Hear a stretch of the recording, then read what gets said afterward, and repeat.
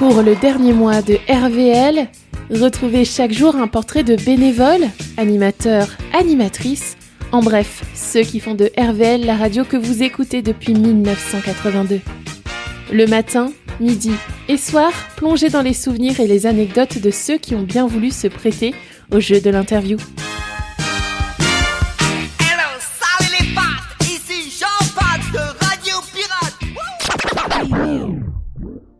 Je m'appelle Oran, j'ai 23 ans. Pour le 1er avril, du coup, mon contrat s'est arrêté. Pour beaucoup de gens, la solution de la facilité, c'était de dire que j'étais animateur radio.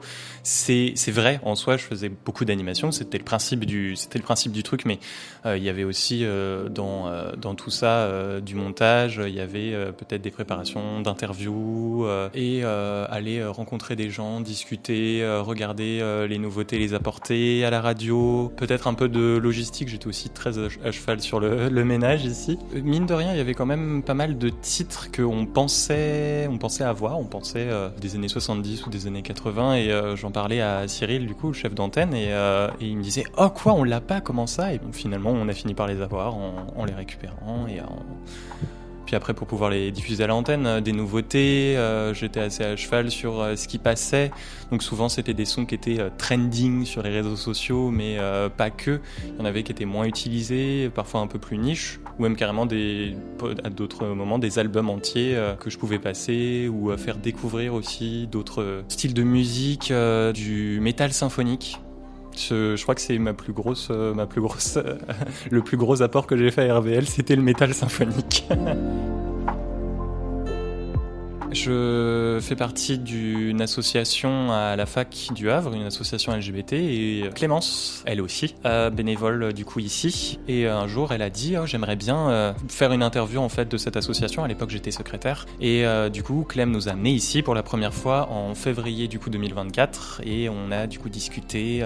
On a fait une interview quand même assez longue. Elle a duré presque 1h15 quand même. Bon, avec le montage, c'était plutôt 45 minutes. Et Cyril m'a dit « Oh, t'as une voix qui passe très bien à la radio, est-ce que tu recherches actuellement un travail ?»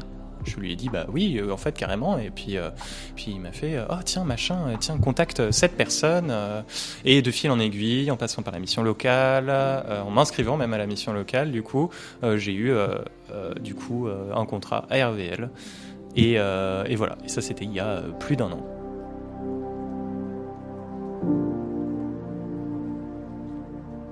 Ma première impression, c'était peut-être que le métier était méconnu du commun de ce que les gens peuvent penser de ce qu'est l'animation à la radio. Je me suis rapidement fait ma place, les gens étaient assez sympas, sont même toujours assez sympas. Et puis j'ai découvert des bénévoles, et puis j'ai découvert des auditeurs et des auditrices. C'était une très bonne ambiance, c'était une très bonne expérience. Et dès le départ, je me suis senti à ma place. J'ai gagné beaucoup en assurance en m'exprimant du coup en live devant des milliers de gens. J'ai réussi à approfondir mes compétences en fait avec ce que j'ai pu faire ici. Et puis un jour, la nouvelle tomba, RVL allait fermer.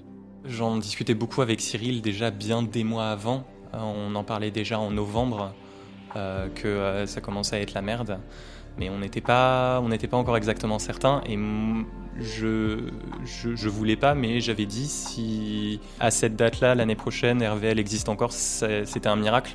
Donc quelque part, je m'y attendais déjà, j'avais déjà plus ou moins fait mon deuil parce que je savais que ça allait pas malheureusement durer, malgré 42 ans d'existence, d'un coup d'un seul. Je vais pas m'étaler plus sur ce que j'en pense, mais c'était pas facile, mais j'ai eu plusieurs mois avant même que la nouvelle ne soit annoncée à l'Assemblée Générale pour me faire à l'idée que la radio c'était fini et que mon contrat allait pas être renouvelé.